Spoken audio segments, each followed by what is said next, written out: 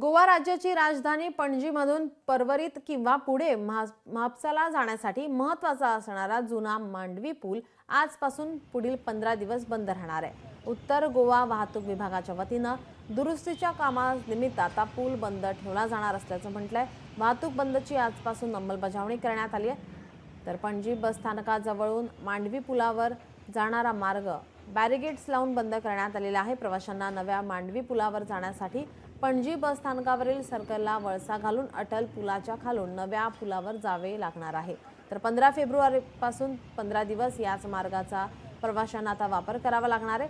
पणजीत वाहतूक कोंडीचा सामना करावा लागणार आहे. त्यामुळे प्रवाशांना पुढील काही दिवस नाहक त्रास सहन करावा लागेल.